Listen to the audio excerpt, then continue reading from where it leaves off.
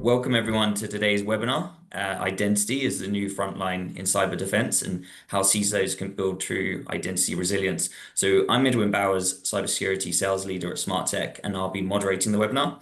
It will be a 45-minute webinar with about 10 to 15 minutes of Q&A at the end. So feel free to ask as many questions as you like throughout using the Q&A or the chat function.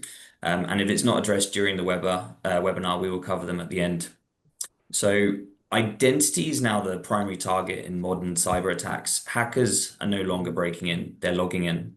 And in a world of cloud-first environments, hybrid workforces, and sophisticated attack vectors, identity has become both the attack surface and also the key to resilience. So today's webinar is going to explore how organizations can shift their strategy to build true identity resilience. So we'll be diving into why identity is now the primary security perimeter, the challenges organizations face in securing digital identities, some practical frameworks and tools for achieving identity resilience, and real-world examples of what works and what doesn't. And we're very lucky to have two fantastic speakers who are experts in cybersecurity. So Eddie, starting with you, and then Alex, can you both introduce yourselves and tell us a bit about your backgrounds? Okay, hello everyone. My name is Edward Skraba. I'm a global director of threat intelligence, SmartTech 24/7, working in the IT industry for over 20 years and with a decade in cybersecurity, doing mostly offensive security, but also investigating a lot of threat intelligence space. And I'm Alex Bacik. I'm a systems engineer here at CrowdStrike. I've worked in the space for a while across Ireland, the UK, US. So yeah, very nice to see you all. Fantastic. Thanks, guys.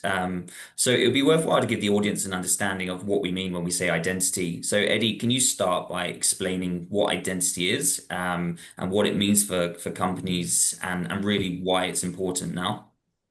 Yes, of course. So listen up, guys. So we're everybody on the same page. Identity. Identity is digital representation of an entity in a cyberspace. It can be either a user, a device, a group of users, an application, or a service. Those identities are used in the authentication process to prove that whoever claims an identity is who he is.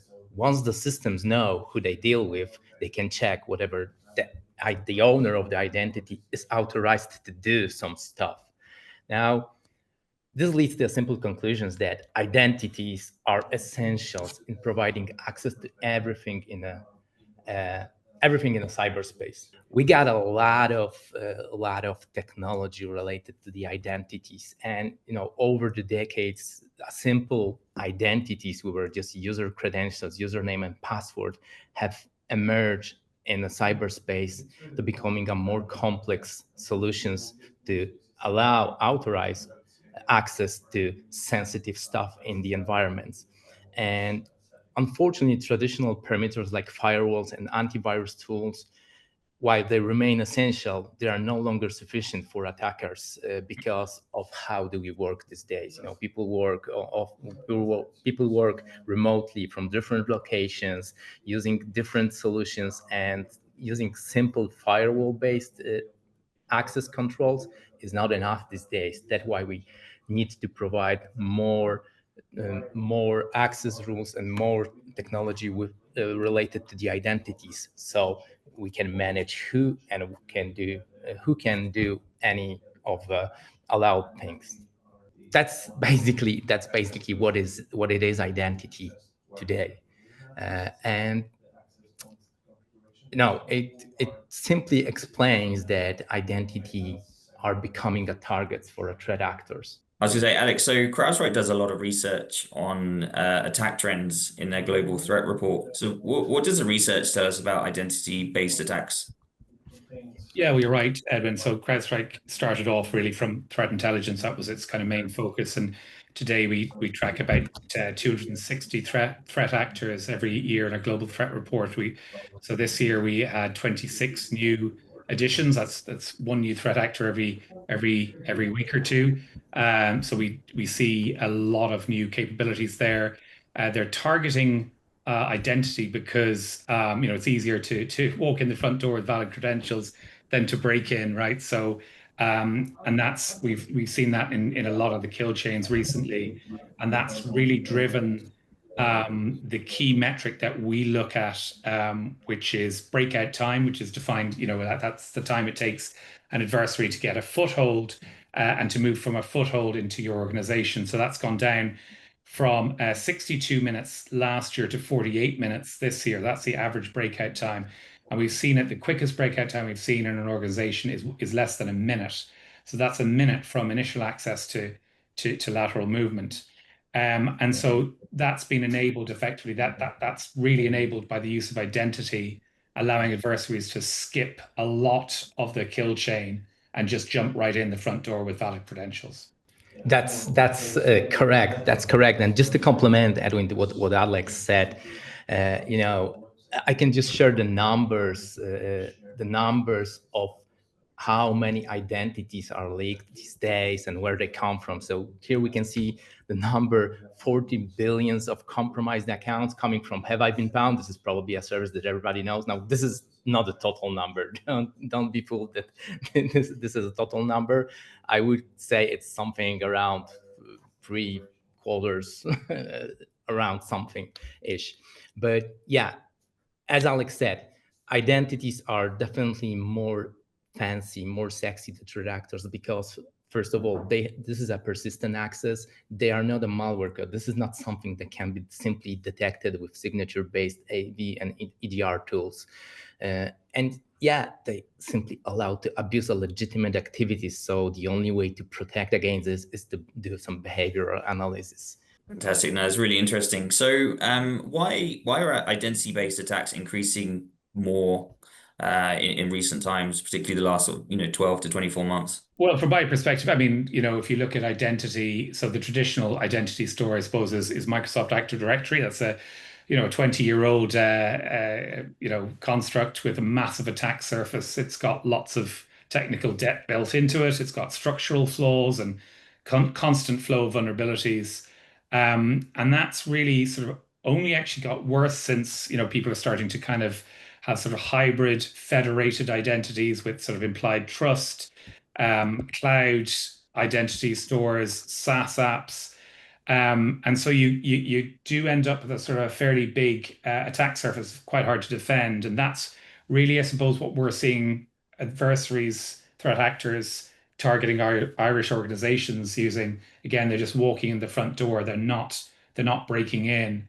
And if you combine that with social engineering, it's a really hard thing to defend against, right? So you need really strong layered defense to prevent those types of attacks. And are you seeing them using, human identities, machine, SaaS accounts? What kind of identities are you talking about, Alex? So we're talking about a combination, Edwin. So if you look at some of the adversaries we track, like Scattered Spider, which is a e-crime adversary, or Cozy Bear, which is a Russian state-sponsored threat actor, they would use a combination. So we talked about skipping the steps in the MITRE attack framework or the kill chain to move faster and bring that breakout time down to that sort of 1 minute. So there's plenty of ways of doing it, but essentially, typically we're seeing the use of access brokers. So these are essentially people that are selling, valid, sometimes privileged access for organizations. So you can just essentially purchase that as part of a sort of e-crime ecosystem, and then use that to gain an initial foothold. So this is the type of attacks that we're seeing, every day here in Ireland. And is it big companies, small companies, any companies? Which kind of credentials are they selling? So typically, an access broker will sell any type of identity, but I mean, it's a combination. It's a real combination. So we see a combination of small organizations being affected. Maybe they're part of a larger breach. We're seeing a lot of supply chain attacks where they may be compromising federated or trust related entities, and then obviously we're seeing access brokers selling highly regulated or critical infrastructure identities for a higher price because obviously there may be a higher value to their data. But essentially, we're seeing it right across the board. So we're seeing people being able to purchase identities, valid credentials. We're seeing proof of concepts available on the dark web.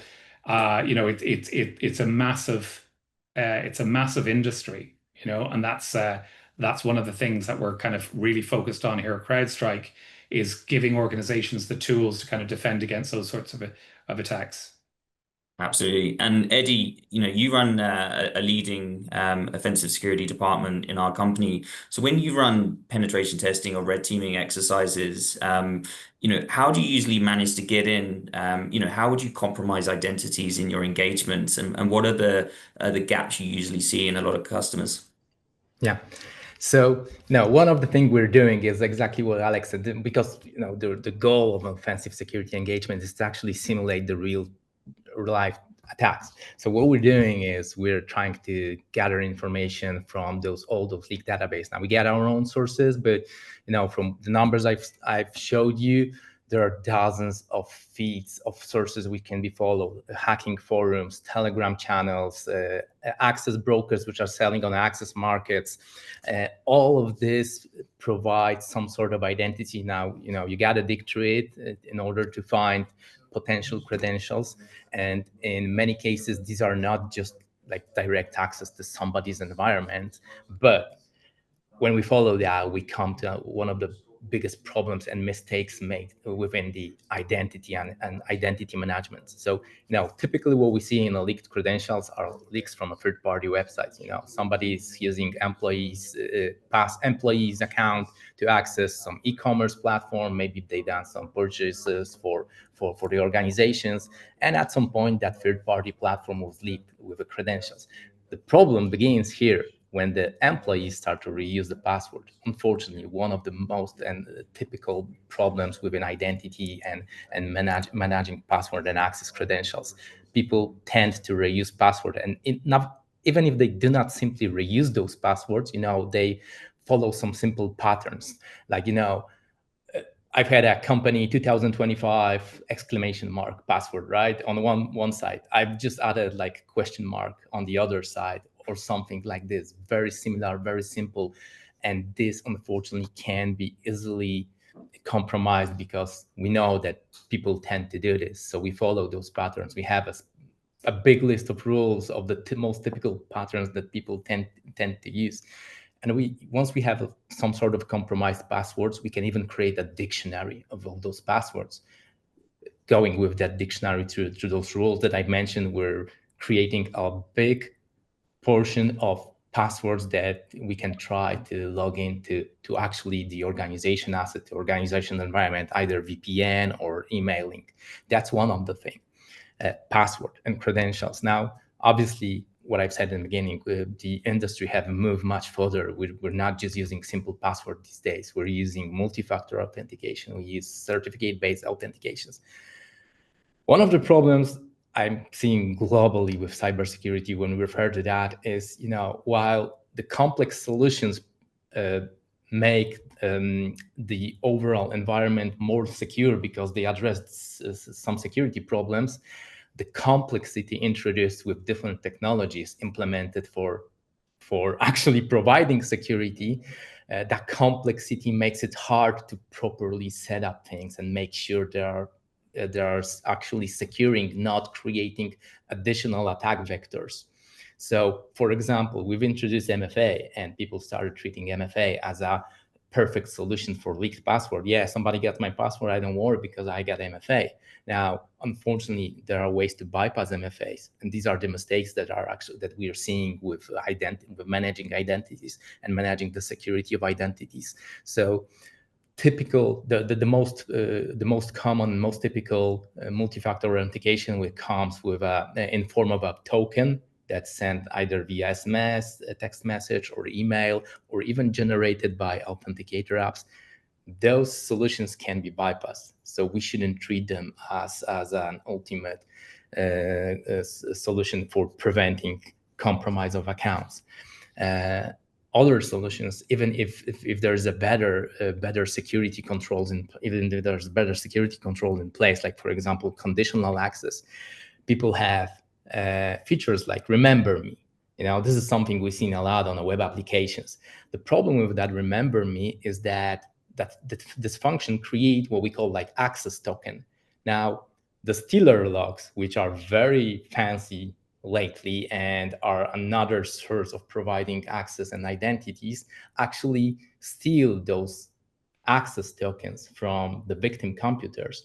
And those tokens can be used in very same way that we use password and credentials. So I just got to have this token.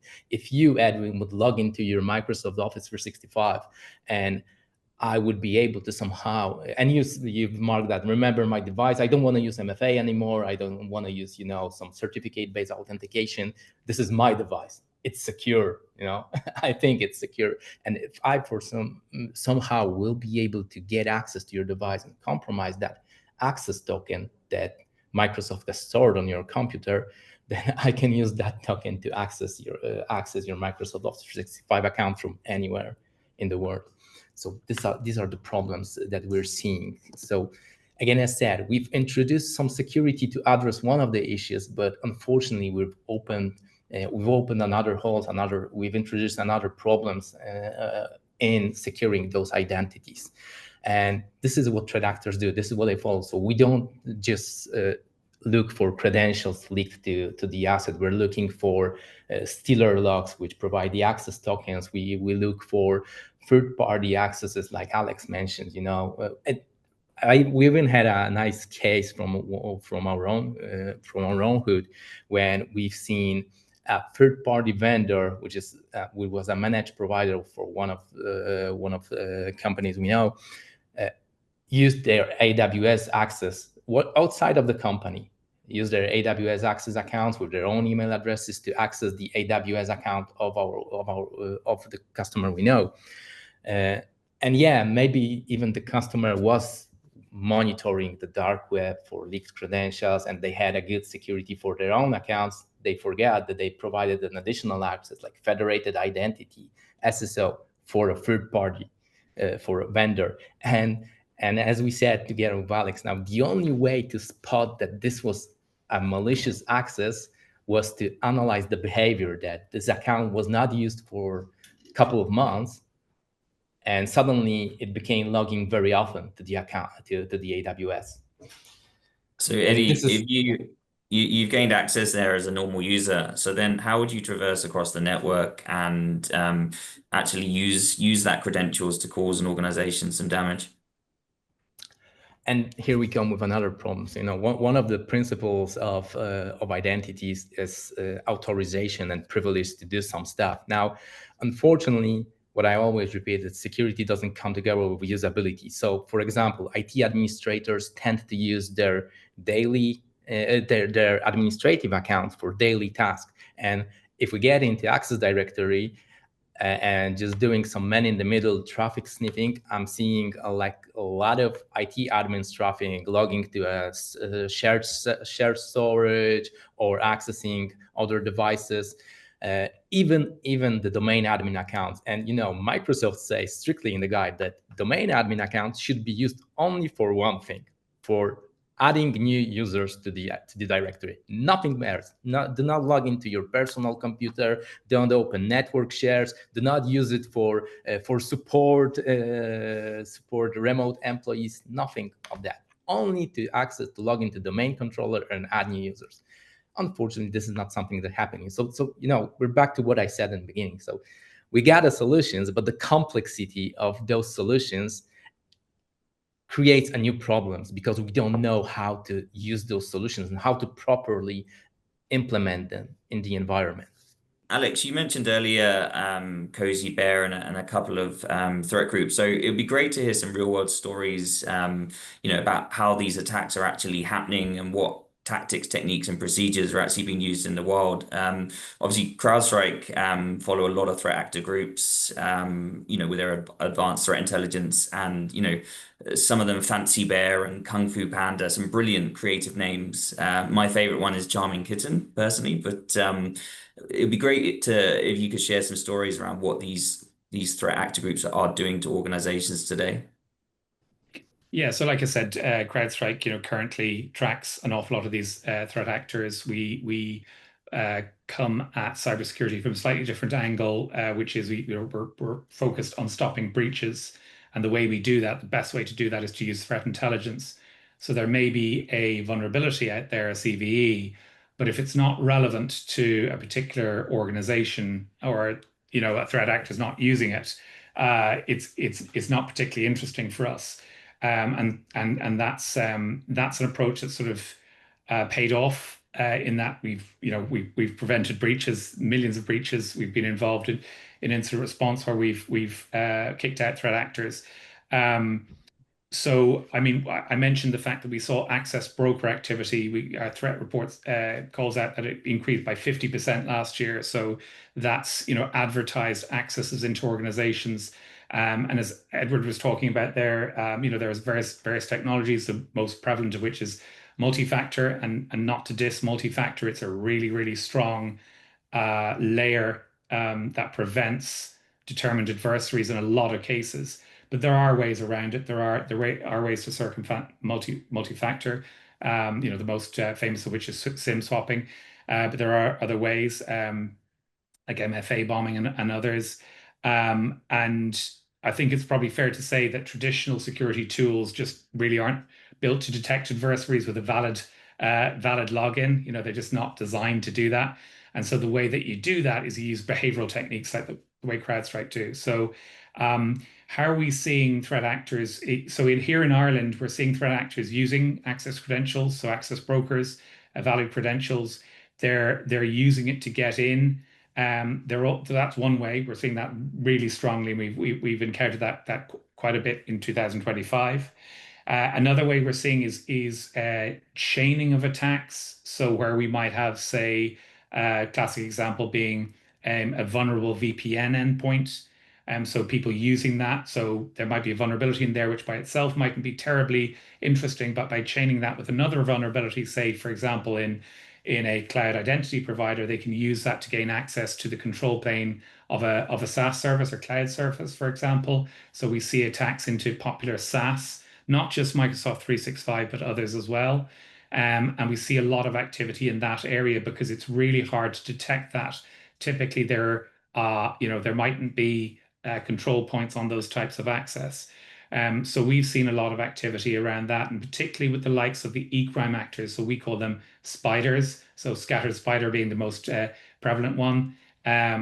We see a lot of activity targeting Irish industries, particularly, like I said, around valid credentials, the use of identity, but also around chaining vulnerabilities and getting access that way. But the goal is always the same. The goal is always to typically get a privileged identity on your Active Directory, on your identity structure, so that you can move around, establish persistence, and go down that MITRE kill chain. Excellent. Eddie, do you want to add any additional methods or stories? Yeah, actually, and referring again to what Alex said, like that traditional approach is definitely not sufficient anymore. Another case I remember also refers to AWS, but here's the problem. The organization was using like 2 regions in AWS, and they didn't ever wanted to monitor other regions. And we know that AWS has like 15 something around regions, data centers in every place. And we actually seen a threat actor creating a persistent access, privileged access in a region that's unused. There's actually a MITRE technique for that. So it's already a covered topic. But again, this is what we're speaking about, like, traditional approach where you're simply when you're simply looking at some specific rules of suspicious activity is not sufficient anymore. You gotta do behavioral analysis. You got to identify what can be a legitimate activities, and then out of the noise, identify something that stands out. And this is something that should be analyzed. And of course, what we're saying, this is not something a simple human can do, right? Taking into account the amount of traffic, the amount of data processed when we have a company with 1,000 of employees and a lot of assets in their environment. this is something that have to be done automatically by some highly advanced technological rules. I know this is not a place for that topic, but definitely this is something we've started discussing lately, like use of AI, well, maybe not especially AI, but definitely large language modules in terms of helping with that process. This is something I see a chance with. There is a place for using those technologies, but we got to be careful, but definitely something that should be implemented in the solutions for identifying problems and security issues with identity in the future. And how noisy are these tools going to be for SOC teams? And what I'm getting at here is it something that smaller companies could actually benefit from having all this noise in their SOC or the SIEM or their XDR platform? Well, there's definitely always be a lot of noise because it's hard to have a strict boundary between what's legitimate and what's suspicious, malicious traffic, right? But it's just a matter of how much you can invest in cybersecurity and what it profits to you. So the noise will be always generated, and even when we're speaking about the noise, let me just drop you an insight from a cyber threat intel space. But when we're speaking of noise, a lot of the places we mentioned, like hacker forums, telegrams, channels, are providing leaked identities, and I'm seeing like leaked identities in a number of hundreds databases daily.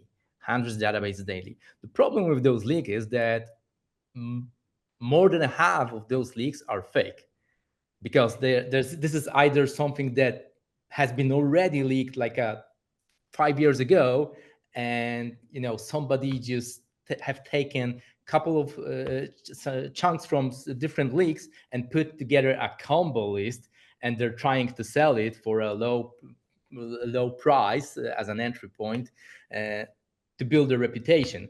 And I even seeing people mixing legitimate credentials with invalid credentials generated just to show that we have like 1,000,000 accounts leaked from Gmail or something like this. This is definitely a problem. This is the noise we're speaking about in terms of identities, but definitely that noise is a problem. Sorry, Alex, do you have a point on that as well? I just wanted to say, Edwin, that that's why it's kind of important to have a single source of truth for identity. If you're using a dozen tools around identity, it's going to take you a long time to respond to a identity attack. And how you having a system in place to prevent particularly valid credentials being used by a threat actor is really important. And so here at CrowdStrike, we have a particular view, of course, on that, and that is, it's not sort of adding a ton of tools to create more noise. What you want to do is use that single source of truth that you have, and what you want to do is you want to get visibility on it first, because you can't defend what you don't know about, right? So that's the first point. You want to reduce the attack surface, and there's a lot of stuff you can do just with basic Active Directory hygiene. Doesn't cost any money, just there's a lot of stuff you can do, and CrowdStrike can help call out maybe those gaps in posture management where they exist. But then the second thing is detection. So and that's where it's, as Edward said, it's really hard to call out the subtle differences between a malicious insider or a threat actor with valid credentials and legitimate use of an account. So that's where user behavior analysis comes in very strongly. So at CrowdStrike, what we do typically is we'll baseline a user behavior, and then we'll be able to use risk factors like location, like do they have a compromised password? Are they using a password that's reused by someone else? And are they doing something that's anomalous? So are they using, say, RDP for the first time? Those are the types of things that we use on the behavioral side. And then we also layer on prevention. So once we detect something like that, we can either step up multi-factor, we can prompt for a password reset, we can block that user, we can, there's a ton of stuff we can do. So that prevention and response capability is really important. Absolutely. I mean, it sounds like this is a very hard problem for most organizations to deal with. And Alex, you've given some interesting helpful tips for organizations and how to beat this. But I guess, what advice would you give to customers to Eddie to help with the identity issue? Yeah, Alex will probably say more about that detection part, but I will tell you from my point of view. So from offensive security, proactive security, what are the biggest mistake and the solutions that should be addressed by companies to harden that security? So, to get to a point where that noise is not that big as it's supposed to be. Multi-factor authentication. So we're speaking about hardware security keys, web app, biometrics, certificate-based authentication. Remember, when you're setting up a highly secure multi-factor authentication method, do not leave a fallback solution to send a token or a link to your email, because that's not a that's not a security. That's still you're still falling back to the weakest security that you have in your account. Second, I know it's not a usability, but try to use as less this remember me, remember my device tokens.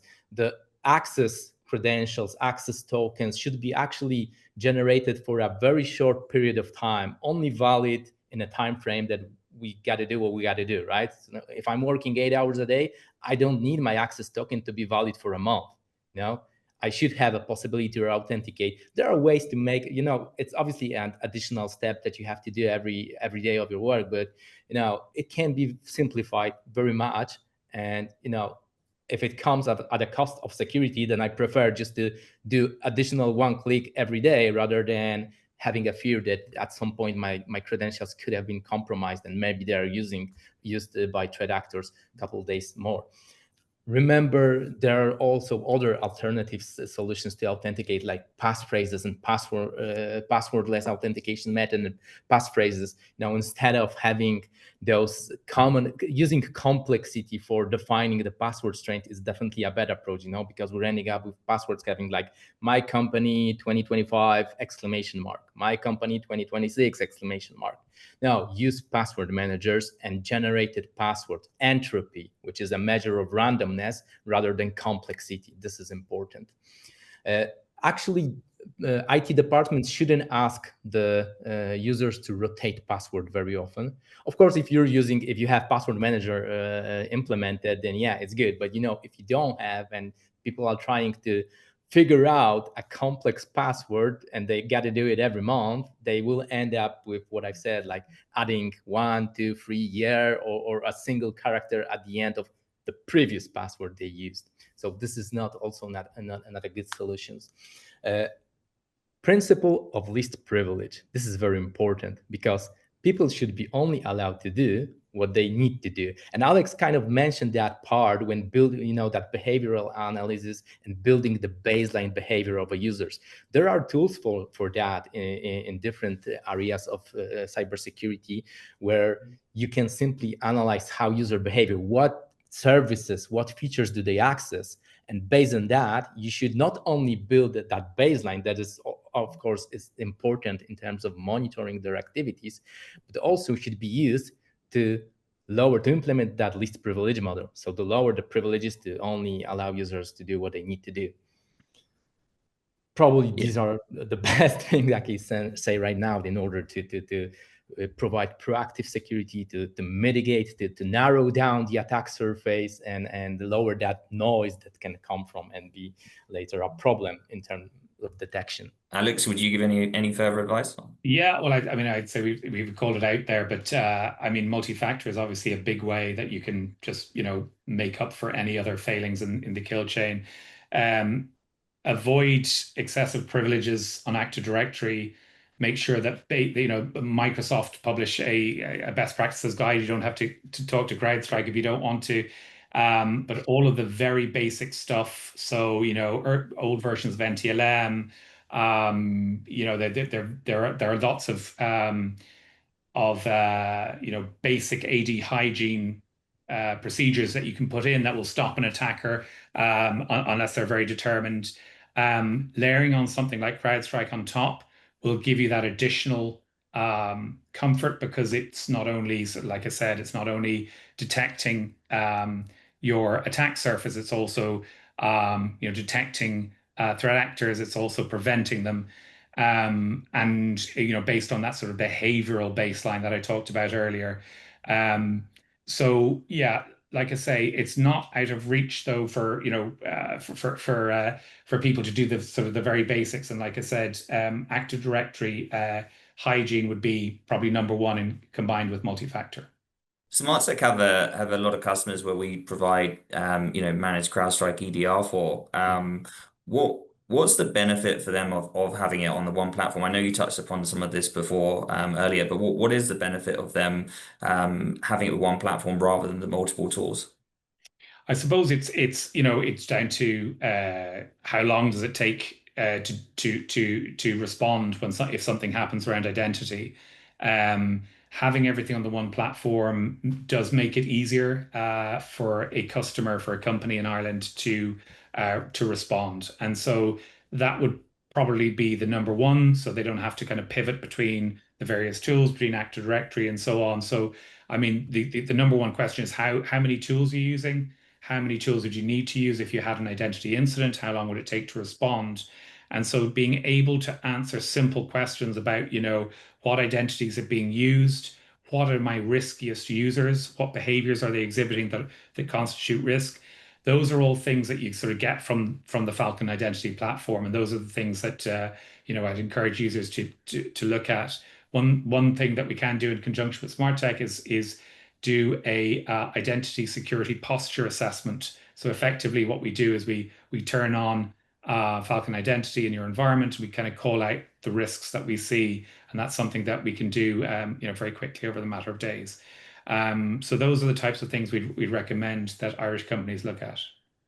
So I guess you often hear quite provocatively people say that firewalls are dead. I prefer to say firewalls have been demoted. But will the identity security controls that you recommend means you can spend less money on traditional firewalls? So yeah, I mean, I'd have an opinion on that. I've been like coming from a network security background and pivoting as I do now into CrowdStrike. Yeah, I mean, look, it's defense in depth, right? So there's layers on top. But what I would point out is, firewalls look at traffic on the wire. Traffic on the wire is 95% encrypted. And of that 95% encrypted traffic, roughly 5% gets decrypted. So I would say the value of network security is small and diminishing. Having eyes on your identity source is critical. And so while it's true to say that you can implement identity security at the network layer, it's extremely difficult. And to put it mildly, the identity players, including Microsoft, Google, Okta, and others, are putting big barriers in network security. So implementing identity security in the network is becoming very difficult. And so that's why it's important to have at least visibility and detection, if not response at your identity source, whether that's Active Directory, whether that's your SaaS solution, your cloud-based identity. Yeah, same as Alex said, definitely, as I mentioned at the beginning, due to the way how people work, they connect remotely, they use encrypted traffic, to prevent obviously man-in-the-middle attacks. Those typical firewall solutions are not fair enough. It's not like we're saying don't use it. Obviously, defense in depth, right? You gotta you gotta have layers of security. You can prevent, most common attacks just by denying access to your RDP protocol, right, over the network, or even simple VLANing prevents most typical man-in-the-middle attacks in the Active Directory. But then again, you don't have to, spend a lot of money to implement complex firewalling solutions, where all you got to do is actually to protect your identities so they are not abused. Fantastic. And then I guess finally, before we move to the Q&A, Alex has already mentioned, the CrowdStrike identity assessment that organizations can do. Eddie, what else can they do, particularly from I guess, a smart tech perspective to, check whether their identity strategy is working? Yeah, so obviously we're speaking about typical offensive security engagement like penetration testing. Penetration testing is something that all organizations should be doing repeatedly at least one times a year, but it really depends on how fast the organization changes and what are they doing.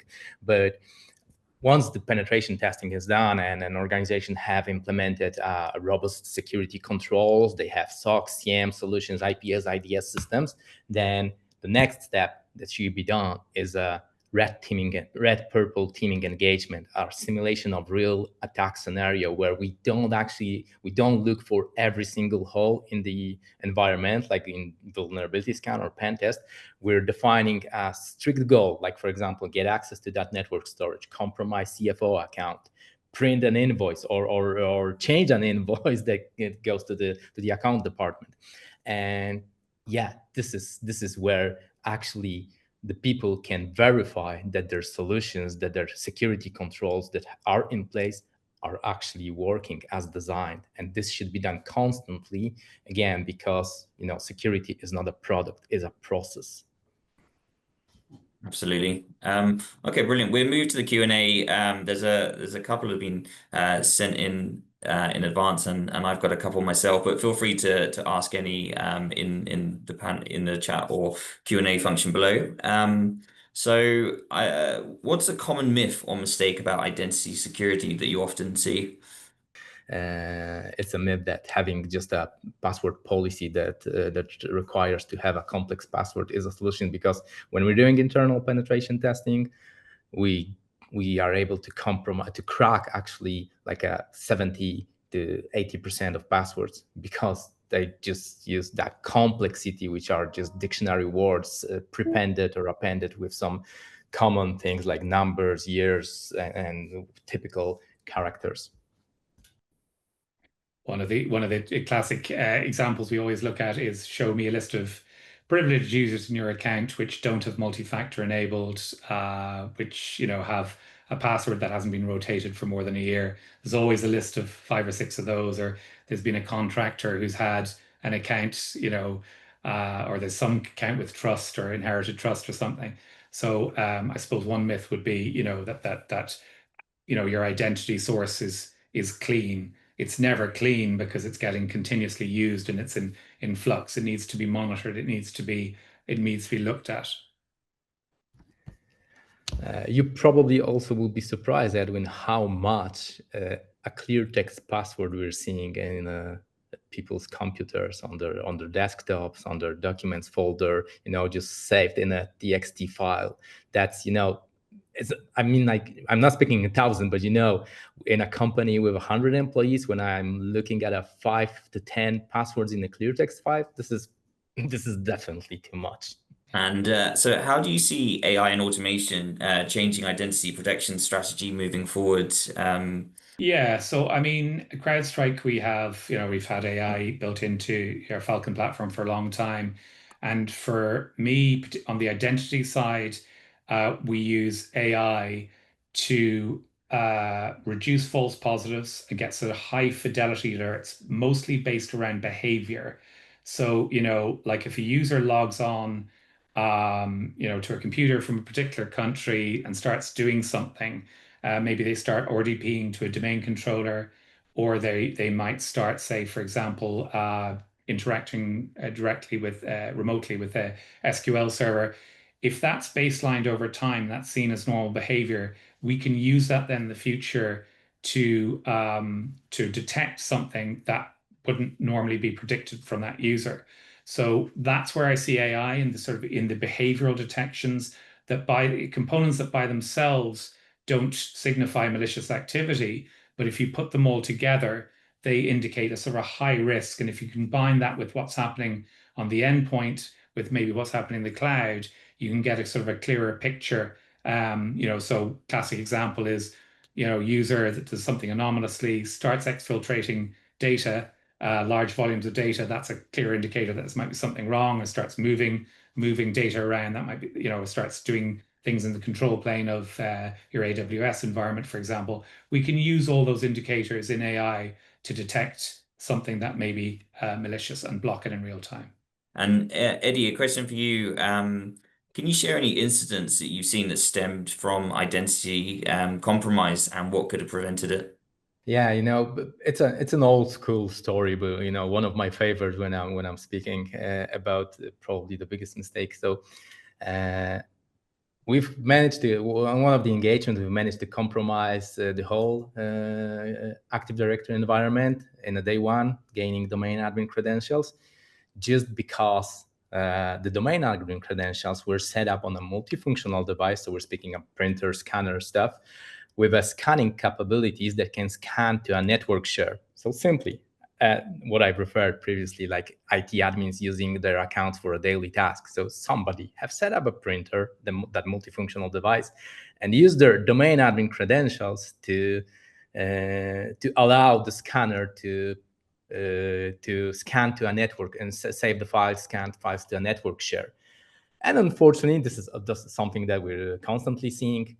Who needs to change the default credentials of a printer, right? Like what hacker's going to do with a printer? Print out all of our paper? Think again. That's one of the problems that I'm seeing. And this is my favorite example because it shows that the essence of hacking and abusing those misconfiguration is not about creating a sophisticated malicious code, bypassing super security controls restrictions. It's just about the way of thinking, to abuse that thinking. Yeah, printer, not a sensitive asset. Yeah, as long as you didn't left your domain admin credentials on that printer. What could have prevented that attack, even if that domain admin credentials were used for that network share printing? For God's sake, if somebody would set up a printer password, a complex printer password, not a default vendor password, that could have prevented the compromise. A lot Interesting. of a lot of printers would have, NTLM credentials for scanning direct to a file share, stuff like that. So yeah, agree. And which identity attack techniques are hardest to detect? So, I mean, I think for me, it's detecting a user with valid credentials who's performing something close to what you'd expect an employee to do. That's really hard to detect. And so, that's why, like I said, using behavioral indicators is really key, and not having blind spots, because we know attackers kind of live in the space between siloed tools. So they'll hang out, they'll move between your Azure and your Entra ID and your file share that's sitting in the corner of your data center, that they can move between those quite easily. And so detecting those types of behaviors that are slightly that move from normal to risky to suspicious to downright malicious, being able to move quickly when that needle moves is key. So you do, unless you've got a ton of time and a ton of people, it's really hard to do that without a tool like CrowdStrike Falcon, because you just can't, with the best will in the world, you can't monitor and maintain that level of oversight. And attackers can. So you need a tool on your side to do that.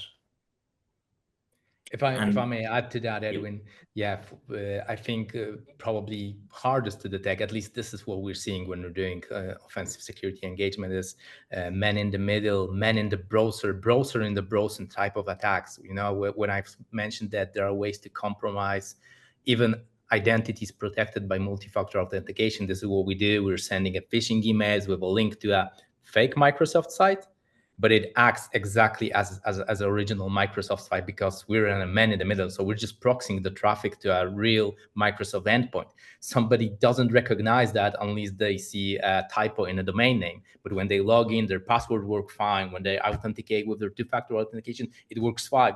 Even when they access their email, they see all the emails that they have. So everything behaves like it's a normal user activity. And both for the end user and for the blue team, for the SOC team that monitors the traffic. Yeah, somebody have just logged into their account and just looking at the emails. Maybe they're sending emails to their colleagues from the company. The thing is that the threat actor is man in the middle in that process, that we already have compromised credentials, those access tokens. We have a valid session, so we can act on behalf of that user. And I think this is the most problematic to detect by the SOC teams. Excellent. I'll ask you both to give one top tip for organizations in a minute, but before I do, um, where do you see identity-based attacks going in the next 12 to 18 months? I mean, I see, we can look at the historical trajectory, and that's, access brokers utilizing the human element and the human weakness. So we see the use of access brokers increasing, as I said, by 50% last year. We see, again, combined with social engineering, we see the increasing prevalence of sophisticated threat actors using, job openings to try and gain access to companies as well as through access brokers. So I see that's where the gap between the human and cybersecurity is that's the point of least resistance for a threat actor. That's where they'll focus their efforts, and that's where organizations should look to bolster their defenses. I would really love to say that I'm looking in a future of identity security, people starting to use web authentication, those FIDO compliant authentication mechanisms, cryptographically secured, dealing with all those security weaknesses and mistakes in configuration that I mentioned right now. But my long year experience in the cybersecurity shows me that this is always a cat and mouse play. So when in a couple of years we'll probably start, the more coverage will be in using those secure, cryptographically secured authentication protocols and better identity security, threat actors will definitely figure out another way to compromise that. Excellent. So yeah, guys, give us your top tip for companies. I know you've given a lot of throughout this, but what would be the number one thing you'd advise customers to do? Alex, do you want to go first? I would say implementing multi-factor would probably be the lowest hanging fruit, biggest bang for the buck with identity. I was wondering if that's what you say, Alex. So I will say definitely principle of least privilege, if I can say multi-factor, because I already said principle of least privilege. Yeah, don't allow people to, you can't compromise what is not there, right? You can't compromise admin account if there's no admin account used in the environment. Right. Just to add to that, funny thing, because when we're doing internal penetration tests, the environments that we have most problems with compromising are those without Active Directory. Figure out why.